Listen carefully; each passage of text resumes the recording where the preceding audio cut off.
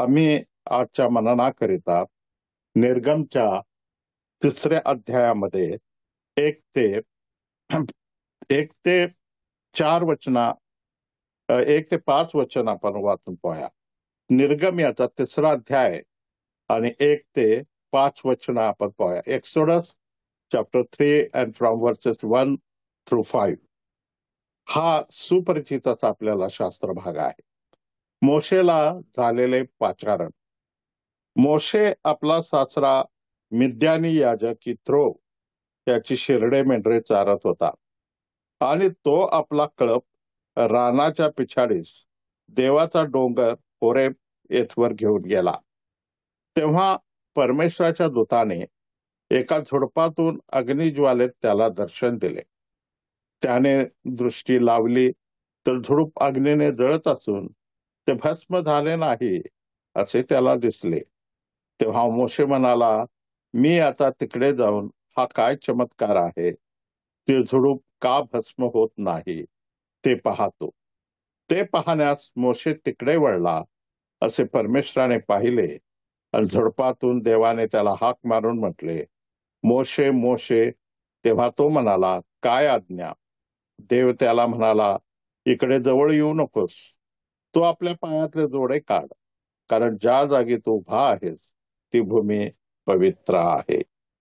हा शास्त्र भाग आपणा सर्वांना अत्यंत सुपरिचित असा आहे आणि विशेष प्रकारे यामध्ये मोशेला झालेलं पाचारण याविषयी आपण आज पाहणार आहोत आणि देवाचा डोंगर होरेब या विषयी सुद्धा आपण पाहणार आहोत आणि एलियाच्या जीवनातून सुद्धा आपण पाहणार आहोत.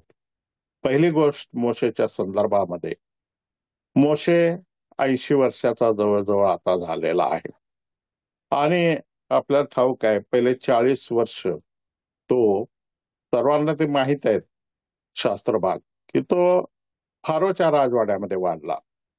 त्यावेळेला मिसर देश हा इजिप्त जो देश तो जगामध्ये सर्वात प्रगत असा देश होता आणि त्या ठिकाणी जी विद्या आणि काय विद्या विभूषित असा तो उत्तम प्रकारे सर्व शिक्षणामध्ये तो निपुण झाला आणि राजपुत्र म्हणून जवळजवळ तो आपण पाहतो की राजकन्याचा मुलगा म्हणून तो त्या राजवाड्यामध्ये वाढला आणि ही त्याची पहिली 40 वर्ष आपण पाहतो. आणि ह्या 40 वर्षामध्ये त्याला जगिक जे ज्ञान, जगिक जे काय सर्व विद्या, हे सर्व काही त्याला प्राप्त झालं, उत्तम ते प्राप्त झालं. आणि त्यावेळेला आपण पाहतो की त्याला असं वाटलं की आपण जे काही प्रत्यक्षामध्ये आहोत ते फार आपण मोठे आहोत. I am somebody. आपल्याला सुद्धा प्रभूच्या जवळ येण्याच्या आधी असंच वाटत असतं, आपण काहीतरी वी आर समबडी. आपण डीएल मोदींनी ज्या गोष्टी सांगितलेल्या आहेत, डीएल मुडी जे होते, डीएल मुडी हे देवाचे थोर सेवक होऊन गेले. त्याने असं म्हटलंय की मोशेच्या बाबतीत 40 years learning he was nobody. पहिले 40 वर्ष बालपणामध्ये तो, म्हणजे आपण पहिल्या प्रथम आपण पाहतो की तो स्वतःला समजत होता की 40 years thinking he was somebody. त्याला असं वाटत होतं की मी काहीतरी आहे, विशेष आहे. आणि आपण पाहतो आणि ते सत्य होतं. तो राजपुत्र होता, त्याला ज्ञान दिलेलं होतं, सगळं शिक्षण झालं होतं, सगळ्यात प्रवीण होता, त्या जगिक दृष्टिकोनातून झाला. परंतु नंतर डीएल मोडी असे म्हणतात 40 years learning he was nobody. आता त्याचं लर्निंग स्टेज चालू झालेला आहे, आज संपत आलेला आहे. 40 वर्ष राजवाड्यात आणि आता 40 वर्ष तो त्या आपल्या सासऱ्याची इत्रोचे शिरडे मेंढरे चारत आहे आणि त्याच्यामध्ये देव त्याला तयार करत आहे. आणि त्या 40 वर्षाच्या शेवटी आपण पाहतो की त्याच्या लक्षात आलं, पहिला तो स्वतःला काहीतरी संबडी समजत होता, आता तो देवाच्या समोर लीन नम्र, देवानं त्याला शिक्षण देऊन केलं आणि आपण पाहतो की तो आता काय म्हणतोय, आय एम नो बडी. ज्या वेळेला आपण प्रभूच्या सानिध्यात येतो, आपण विश्वासणारे ज्या वेळेला आपण आपला नवीन जन्म होतो, प्रभूच्या समोर येतो आणि त्यावेळेला आधी आपलं जे काय असेल, उच्च पद असेल व विद्याभूषित उच्च विद्याभूषित असो आपण, काय असो, त्यात आपल्याला गर्व असतो. परंतु ज्या वेळेला प्रभूच्या सानिध्यात आपण येतो, त्यावेळेला आपल्या लक्षात येतं वी आर नथिंग, आम्ही काहीच नाही. आणि म्हणून हे आम्हाला देश शिकवतो. आणि हे शिक्षण आम्ही पाहतो देवाचा डोंगर होरेब या ठिकाणी मोशेला प्राप्त झालो. तो त्या ठिकाणी शेरडे मेंढरे चारत तो आपला कळप घेऊन त्या डोंगराच्या पिछाडीस गेलेला आहे. आता आपण पाहतो की तिथे देवाने त्याला दर्शन दिलं. होरेब या शब्दाचा अर्थ आपल्याला माहित असेल, कोरड रखरखी. या डोंगरावर मोशेला देवाने पाचारण केले. या पहिल्या वचनामध्ये आपण ते पाहतो. आणि त्याच डोंगरावर आपण पुढे पाहणार आहोत, त्याने खडकातून पाणी काढले. निर्गमचा 17वा अध्याय आणि 6व्या वचनामध्ये आपण जाऊया, की ह्या इस्रायली लोकांनी तक्रार केली. आणि आपण पाहतो की ज्या वेळेला अरण्यातून ते चालले त्यावेळेला त्यांनी तक्रार केली पाण्याच्या संदर्भात. आणि ते जे वचन आहे 17वा अध्याय 6वं वचन, एक्सोडस चॅप्टर 17 and verse 6. पहा, होरेब डोंगरावरील एका खडकावर मी तुझ्या पुढे उभा राहीन आणि तू त्या खडकावर काठी आपट, म्हणजे त्यातून पाणी निघेल आणि लोक ते पितील. इस्रायलाच्या वडिलांच्या देखत मोशेने तसे केले. आपण पाहतो त्या होरेब डोंगरावरती देवानं ज्या वेळेला इस्रायलाने तक्रार केली पाणी नाही म्हणून, त्यावेळेला मोशेच्या द्वारे त्या खडकातून, होरेब देवाचा डोंगर, याच्यातून ते पाणी काढलं. आणि आपण पाहतो की हे जे पाणी आहे त्या खडकावर मार, आपली काठी मार, असं देवान त्याला सांगितलं. आणि त्यांनी ती काठी मारली. काठी मारल्यानंतर त्याच्यातून जवळजवळ 6 लक्ष लोकांना पाण्याचा पुरवठा देवानं त्यातून केला. आपण याच्यातून पाहतो की नव्या करारामध्ये प्रभू येशू ख्रिस्ताला परमेश्वराच्या मर्जीस आले की त्याला ठेचावे. आणि हा खडक तर प्रभू येशू ख्रिस्त होता. पहिले करेन याचा 10वा अध्याय पहिल्या 4 वचनामध्ये आपण पाहतो. हा खडक तर ख्रिस्त होता. त्या ख्रिस्ताला ज्या वेळेला ठेचावाचं मर्जीस आलं त्यावेळेला त्याच्यातून आपण पाहतो की आम्हाला पवित्र आत्म्याचं पाणी प्राप्त झालेलं आहे. आणि हे ते चित्र त्या होरेबियाच्या डोंगरावरती 17वा अध्याय 6 वचनामध्ये पाहतं. आणि त्याच्यानंतर तिसरी गोष्ट आपण पाहणार आहोत की ह्या होरेब डोंगरावरती सुद्धा आपल्याला आपला पश्चातापाची खून म्हणून इस्रायल लोकांनी अंगावरचे दागिने येथेच काढले. त्यांना पश्चाताप झाला. त्यांनी त्या सोन्याचं वासरू केलं होतं. 33वा अध्याय निर्गमचा आणि त्याच्यातील आपण 6वं वचन पाहणार आहोत. आणि त्या ठिकाणी त्यांना पश्चाताप झालेला आहे. निर्गमचा 33वा अध्याय आणि 6वं वचन, एक्सोडस चॅप्टर 33 and verse 6. ह्यामुळे होरेब पर्वतापासून पुढे इस्रायल लोक दागिन्या वाचून राहिले. का राहिले? तर आपण पाहतो की त्यांनी मोशे 40 दिवस 40 रात्र देवाच्या सानिध्यात होरेब डोंगरावर, सिनाय डोंगरावरती, त्याला सिनाय सुद्धा आपण म्हणतो. आणि सिनाय पर्वतरांग ही भौगोलिक दृष्ट्या आहे आणि तेथील होरेब हा भाग स्पेसिफिक आहे. तर त्या होरेब पर्वतापासून पुढे इस्रायल लोक दागिने वाचून राहिले. का? तर प्रभूनं त्याला सांगितलं मी तुमच्या बरोबर येणार नाही, इथून पुढे या अरण्यात तुमच्या बरोबर येणार नाही. तर मी काय करणार की माझा दूत पाठवून देईल तुमच्या बरोबर. आणि त्यामुळे त्यांना शोक झाला. याचं कारण का प्रभूनं असं म्हटलं? तर त्यांनी मोशे डोंगरावर गेला असताना त्यांनी सोन्याचं वासरू तयार केला, त्याची पूजा अर्चा चालू केली आणि त्या ठिकाणी पश्चाताप झाला. आणि हीच गोष्ट आपण पाहतो. देवाचा डोंगर होरेब हे कशाचं चित्र आहे की फ्रेश इन्स्पिरेशन, ज्याला आपण काय म्हणतो की नवीन स्फूर्ती. मोशेला या ठिकाणी नवीन स्फूर्ती मिळाली. आपण ज्या वेळेला प्रथम येतो प्रभूकडे विश्वासाला, नवीन आपण असतो, त्यावेळेला आपल्याला स्फूर्ती इतकी प्रचंड असते. एफिसकरात पत्राच्या पहिल्या 2 प्रकटीकरणाच्या दुसऱ्या पत्रामध्ये आपण पाहतो, प्रकटीकरणाचं दुसऱ्या अध्यायाचं पहिली 6 वचनं वाचतो. त्याला एपिस्कलाच्या मंडळीला प्रभूनं काय दोष दिलेला आहे? तुझी पहिली प्रीती तू सोडलेली आहे. आम्हाला नवी स्फूर्ती, पहिली प्रीती जी असते आपली ती प्रचंड प्रीती असते आणि ती थंडावते, अनेकांची थंडावते. तसं होता कामा नये. आणि प्रभूनं या ठिकाणी होरेब डोंगरावरती आपण पाहतो की ज्या वेळेला हे शोक करू लागले इस्रायली लोक, त्यावेळेला पश्चातापातून म्हणून त्यांनी ह्याच होरेब डोंगरावर नवीन स्फूर्ती त्याला मिळाली. पश्चाताप त्यांनी केला आणि दागिने घालायचं सोडून दिले. आणि ह्याच डोंगरावरती एलिया सुद्धा, हा देवाचा डोंगर, एलिया सुद्धा आपण पाहतो की पळून आला त्या ठिकाणी. आणि पहिले राजे याचा 19वा अध्याय आणि 8वं वचन आपण पाहणार आहोत. त्या ठिकाणी ते चित्र आपल्याला पाहायला मिळतं. पहिले राजे याचा 19वा अध्याय आणि 8वं वचन आपण वाचून पाहूया. त्याने उठून, म्हणजे एलियाने, त्याने उठून ते अन्न पाणी सेवन केले. त्या अन्नाच्या बळावर 40 दिवस व 40 रात्री चालत जाऊन तो देवाचा डोंगर होरेब येथे पोहोचला.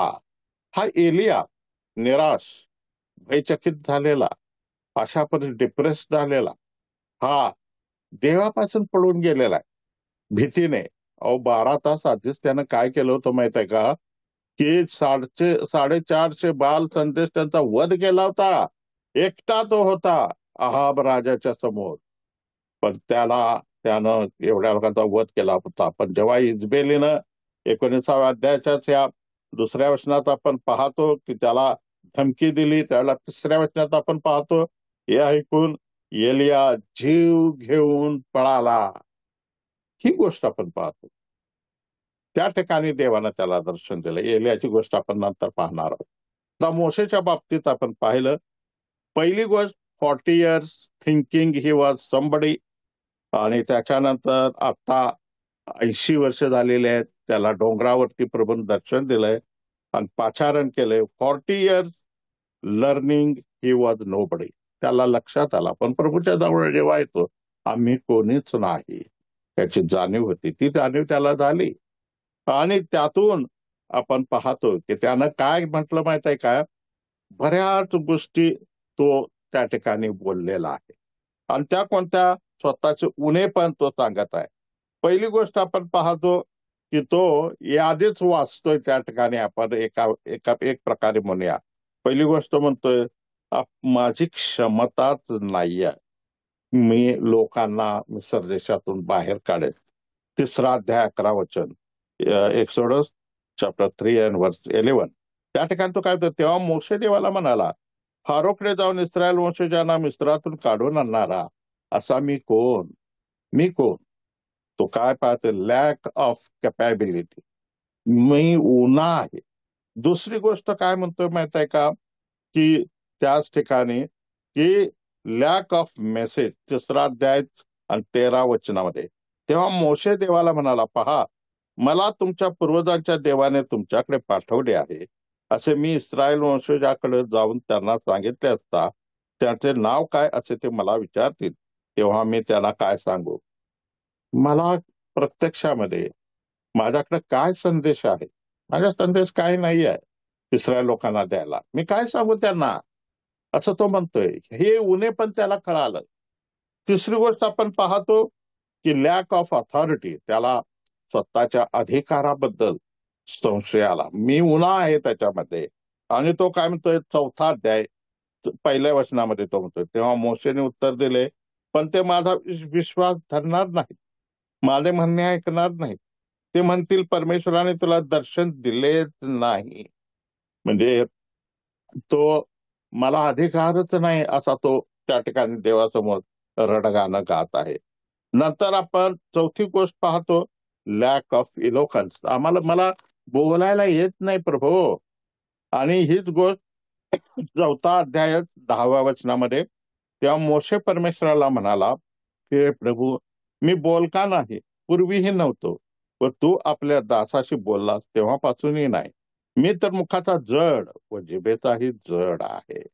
पहा, हा एवढा विद्या विभूषित आणि एवढा ज्ञानी तो राजवाड्यात वाढलेला, आणि त्याला आता जाणीव काय झाली 80 वर्षांच्या होरीप डोंगरावर देवानं पाचारण केल्यानंतर, की मी काहीच नाही, मी काहीच नाही. ज्या वेळेला आपण देवाच्या सानिध्यात येतो, आपल्याला कळतं मर्त्य मनुष्य तो काय, तू त्याची आठवण करावी. खरोखरीच आम्ही देवाच्या समोर काहीच नाही, पण त्याने आम्हाला स्वतःच लेकरू प्रभू येशू ख्रिस्ताच्या द्वारे केलेलं आहे. पुढे आणि आपण पाहतो की आपल्याला त्या ठिकाणी 4 त्या 13 वचनामध्ये तो म्हणत आहे, 13 वचन. तेव्हा तो म्हणाला, हे प्रभू तुझ्या मर्जीशीर त्याच्या हस्ते त्यांना संदेश पाठव. म्हणजे त्याला ते स्वीकारायला नको आहे. तो उणे पण स्वतःच सगळं उणे पण सांगत चाललेला आहे. ज्या वेळेला देवाच्या सानिध्यात आपण येतो, आपल्याला उणे पण जाणवतं. आम्ही किती पापी आहोत. आम्ही प्रत्यक्षामध्ये ज्या वेळेला देवाच्या वचनामध्ये, देवाच्या गोष्टीमध्ये आपण नवीन विश्वासधारे म्हणून ज्यावेळेला देवाचा स्वीकार करून, प्रभूचा स्वीकार करून येतो, त्यावेळेला आपल्याला हे जाणीव जाते, हे जाणीव येते. मोशेच्या बद्दल हेच पाहतो. मोशेला जाणीव झाली की देव पवित्र आहे आणि मी तर काहीच नाही. आणि नंतर आपण पाहतो की यशया संदेशाच्या बद्दल सुद्धा, यशयाचा 6वा अध्याय पहिल्या 4 वचनामध्ये आपण पाहतो, 5 वचनामध्ये, की ज्यावेळेला देवानं त्याला दर्शन दिलं त्यावेळेला त्याला जाणीव झाली, मी अशुद्ध ओठांचा आहे. खरोखरच आम्ही अशुद्ध ओठांचा, पण तो आम्हाला माहित आहे का, मोशेला जसं देवानं सांगितलं की मी तुझा मुख होईल, अहरोन हा तुझा मुख होईल. आणि खरोखरीच आपण पाहतो की प्रभू येशू ख्रिस्ताने नवीन करारामध्ये सांगितलेलं आहे, तुम्ही काळजी करायचं कारण नाही, आपला विश्वास ठरवायला सांगितलंय. शिष्यांना सांगितलंय की तुम्ही काय बोलावं परराष्ट्रीयांच्या समोर, राजांच्या समोर, अधिकाऱ्यांच्या समोर, हे मी तुमच्या मुखात घालेन. त्यांना आम्हाला पवित्र आत्मा दिलेला आहे. आणि म्हणून आम्ही कितीही उणे असलो तरी प्रभूमध्ये आम्ही ते पूर्ण असे झालेलो आहोत. आणि म्हणून मोशेच्या बाबतीमध्ये त्या गोष्टी आपण पाहिल्या. 40 years thinking he was somebody, मी काहीतरी आहे. पहिले 40 वर्ष वाटलं, 40 वर्ष पुढचे 40 years learning he was nobody. त्याला कळून आलं की मी काहीच नाही देवाच्या समोर. आणि त्याच्यानंतर तिसरी गोष्ट, राहिलेले 40 वर्ष त्याला लक्षात आलं की मी काहीच नसताना देवानं माझ्याकडून, माझ्यासारख्या साध्या माणसाकडून, स्वाभाविक वृत्तीच्या माणसाकडून एवढं मोठं या मिसर देशातून त्यांना बाहेर काढण्याचं, या आपल्या बांधवांना बाहेर काढायचं, इस्रायलांना बाहेर काढायचं मोठं काम प्रभूनं त्याच्याकडून करून घेतलं. आणि हीच गोष्ट आपल्या जीवनामध्ये आहे. आपण पुढे पाहतो एलियाच्या बद्दल की पहिले राजे 19वा अध्याय आणि त्याच्यातील 8वं वचन. एलियाच्या संदर्भामध्ये सुद्धा आपण लक्षात घेऊया. एलिया देवाचा डोंगर होरेब येथे पोहोचलेला आहे. 8वं वचन. तो का त्या ठिकाणी पोहोचलेला आहे? आपण पाहतो तो पळून चाललेला आहे. वाच, देवाची ती इच्छा नव्हती. आणि देवानं त्याला बरोबर दाखवलं की तू काय करायला पाहिजे. ज्या वेळेला देवाच्या सान्निध्यात येतो, ज्या वेळेला मोशे आपण पाहतो की त्या डोंगरावरती गेला, तो डोंगर काय पवित्र नव्हता, देवाच्या सान्निध्यानं पवित्र झालेला होता. त्या डोंगरावरती ज्या वेळेला देवानं त्याला दर्शन दिलं, त्यावेळेला त्याला उणेपणाची प्रत्यक्षात स्वतःतील उणेपण जाणवलं. आणि तो सुद्धा मिसर देशातून पळून आलेला होता. आणि पळून आलेला असताना मोशे आपण पाहतो भिवूनच पळून आला होता. कारण त्याने एका मिस्राला मारून टाकलेलं होतं. आपल्या बंधू इस्रायलाला एका मिस्रानं मारलेलं त्याला पाहिलं होतं. आणि म्हणून त्या मिस्री मनुष्याला मोशेनं मारलं होतं आणि तो भिवून पळून आला होता. पण त्याला नवीन स्फूर्ती त्या डोंगरावरती देवा दिली. एलियाला सुद्धा नवीन स्फूर्ती त्या एलियाला होरेब डोंगरावर, देवाच्या डोंगरावर दिलेला आहे. त्या 19वा अध्याय, पहिला राजे याचा 19वा अध्याय. आणि त्या ठिकाणी आपण पाहतो की दुसरं वचन की तो पळून आलेला आहे आणि एलिया भिवून पळाला का इजबेलनं त्याला हे केलं, काय धमकी दिली, त्याला मारून टाकेल म्हणून. 12 तास अगोदर 450 संदेशांना यानं वध केलेला मनुष्य आणि तो निराशा झालेला आहे. त्याला भीती आणि खिन्नपणा वाटलेला आहे. आम्हीही खिन्न होतो, आम्ही खिन्न होतो, निराश होतो, बऱ्याच वेळा काही खिन्न होतो. पण जर आम्ही पहिले करेन त्याचा 10वा अध्याय आणि याच्यात 12 आणि 13 वचनात जर आपण पाहिलं तर आम्ही जे उभे आहोत असं आम्हाला वाटतं की आम्ही पडू नये, आम्हाला सांभाळलं पाहिजे. निराशा ही सैतानापासून आहे. आम्हाला भीतीचा आत्मा दिलेला नाही. त्याला पाऊल म्हणतो की देवाला आपल्याला भीतीचा आत्मा दिला नाही, संयमनाचा आत्मा दिलेला आहे. आणि आपण पाहतो की आम्ही कुणाचं भीती बाळगायचं कारण नाही. आणि म्हणून पहिले करेल याचा 10व्या अध्याय 12 वचनात म्हटलंय, आम्ही जर उभे आहोत असं आम्हाला वाटतं, आम्ही पडू नये म्हणून सांभाळावं. आणि 13 वचनात म्हटलंय, तुमची परीक्षा देव तुमच्या सहनशक्ती पलीकडे घेणार नाही, तर त्यातून तुम्हाला निभावण्याचा उपायही देईल. काय सुंदर वचन आहे. आज आम्ही या शेवटच्या घटकेमध्ये आलेलो आहोत. आपण पाहतो परिस्थिती आपली काय चालू आहे सध्या आजूबाजूला, आणि त्याच्यातून आपल्याला दिसून येत आहे आपला प्रभू लवकर येणार आहे. त्याचं आगमन झालेलंच आहे. हे आज जवळजवळ समीप येऊन ठेपलेला आहे. आणि अशा परिस्थितीमध्ये आम्ही निराश होता कामा नये. आम्ही उभे आहोत, आम्ही आपल्याला म्हणतो, तर आम्ही पडू नये म्हणून सांभाळलं पाहिजे. आम्ही निराश होता कामा नये. भीती बाळगते असं भीती बाळगता कामा नये. आणि एलियाला देवानं त्या ठिकाणी नवीन स्फूर्ती दिली आणि 3 अभिषेक त्याला करायला सांगितले. आणि आपण पाहतो की 15व्या वचनापासून 19 अध्याय पहिलं राजे 15व्या वचनापासून 17व्या वचनापर्यंत आपण पाहूया की त्या ठिकाणी 3 लोकांना अभिषेक करायला जाणार. पहिला की आरामी राजा जो होता हजायल, याला अभिषेक करून, हजायलला अभिषेक करून आरामावर राजा नेम, हा विदेशी राजा त्याला नेम. नंतर येहू हा याला सुद्धा अभिषेक करून इस्रायलावर राजा नेम. आणि तिसरी गोष्ट अलिशाला तुझ्या जागी संदेष्टा नेम. हे काम होरेब पर्वतावर दिलं. त्याला नवीन स्फूर्ती दिली. निराश होता, भय होता. हजायलला का त्यानं प्रभूनं सांगितलं की त्याला अभिषेक कर? कारण इस्रायलाने देवाला सोडलं होतं आणि या विधर्मी राजाकडून त्यानं एवढं सळो आणि पळो करून सोडलं त्या हजायलनं. शेवटी इस्रायल लोकांना त्यांना देवाची आठवण झाली आणि म्हणून त्या हजायलला अभिषेक कर म्हणून सांगितलं. येहूला काय सांगितलं तर येहूला सुद्धा अभिषेक राजा म्हणून कर. त्याचं कारण असं सांगितलं की आहाब अतिशय दुष्ट राजा इस्रायल जाऊन गेला. त्याची पत्नी जी इजबेल अतिशय वाईट स्त्री जी होऊन गेली, त्यांच्या संपूर्ण वंशजांचा नाश कर म्हणून देवाला सांगितलं. कारण अत्यंत त्याने सगळ्या इस्रायलाला बहकून टाकलं होतं. आणि हे काम अभिषेक करायचं काम येहूला ह्याला दिलेलं आहे. कोणाला? एलियाला या डोंगरावरती दिलं. आणि आपण तिसरी गोष्ट पाहतो, अलिशाला अभिषेक कर, तुझ्या जागी संदेशाने. तू एकटाच नाहीयेस. तो म्हणतोय ना देवाला, देवानं त्याला विचारलेलं आहे 9व्या वचनात, एलिया तू इथे काय करत आहेस? तो पळून आलाय तिथं. देवाची इच्छा नव्हती ती. तू इथं काय करत आहेस? तो म्हणतो मी ईर्ष्यावान झालेला.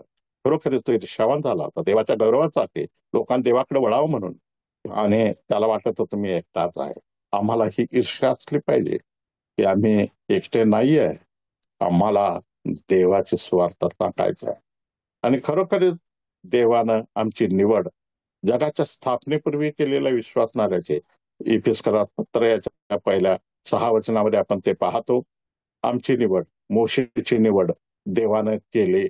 आपण पाहतो त्याला कसं घडवलं आणि त्याला कसं जाणीव करून दिली की बाबा तू आता प्रत्यक्षात मला निवडलेलाच आहे. कारण त्याचप्रमाणे एलियाला सुद्धा जाणीव करून दिली, नवीन स्फूर्ती दिली. आम्ही ह्या सर्व उदाहरणातून नवीन स्फूर्ती घेऊया. आणि आपण पाहतो की आम्हाला सहाय्य कुठून येतं तर स्तोत्र करता म्हणतो, मी आपली दृष्टी पर्वताकडे लावतो. मला सहाय्य कुठून येईल? आकाशाचा आणि पृथ्वीचा निर्माण करता जो यहोवा देव परमेश्वर, यापासून मला सहाय्य मिळते. खरोखरच आम्हाला सहाय्य तो जो पर्वत आहे, जो देवाचा डोंगर आहे, तो प्रभू येशू ख्रिस्त आहे, त्याच्या चरणाजवळ आम्हाला सहाय्य मिळतं. आम्ही सकाळीच आता गीतामधून पाहिलं की आम्हाला मसीह बिन जीवन कुछ नाही आहे. आणि खरोखरीच या जीवनामध्ये आम्हाला वाढण्यासाठी मला आणि तुम्हाला देव सहाय्य करू. निराश व्हायचं नाही, भय बाळगायचं नाही. शेवटची घटका आलेली आहे, आम्ही पडू नये म्हणून आम्हाला सांभाळलं पाहिजे. देव आमची परीक्षा आमच्या सहनशक्ती पलीकडे येत नाही. देव तुम्हाला आणि मला त्या शेवटच्या काळामध्ये त्याच्या विश्वासामध्ये खंबीर राखो. सलाम.